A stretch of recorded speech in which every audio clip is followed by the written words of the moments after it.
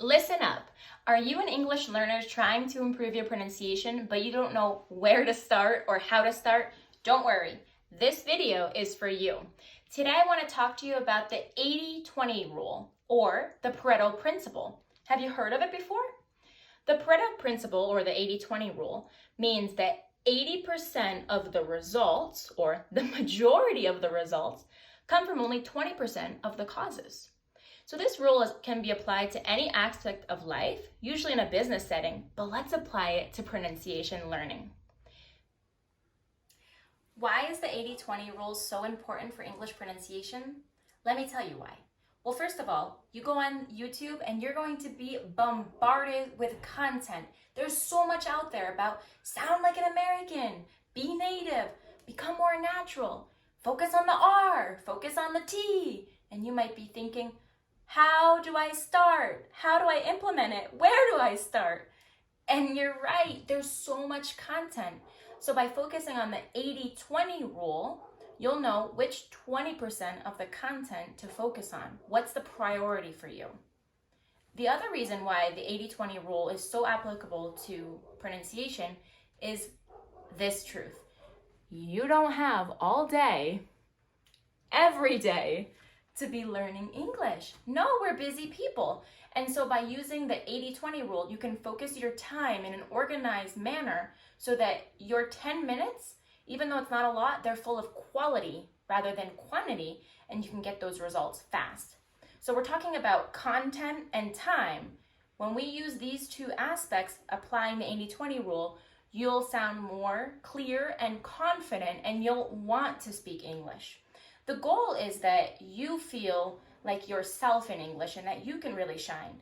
And so, yes, we want to stop those blank stares, but we want you to have fluency, because if you focus on every single sound of the American accent, you'll be thinking about those sounds rather than your message, and we don't want that.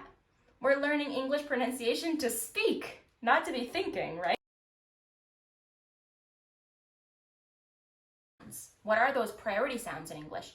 While it is true that every person is an individual, so everybody is different, I've noticed over the last 10 years of working as an accent coach, at least 3 main points. Number 1, misplacing primary stress. So saying education instead of education. Saying engineer instead of engineer. Saying words like this really interfere with your clarity. Number 2, changing a consonant for another consonant.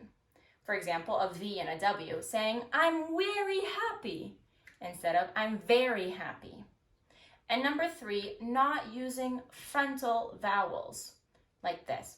I had a cup of coffee with my father, instead of I had a cup of coffee with my father. Notice that for American English, we open our mouth more.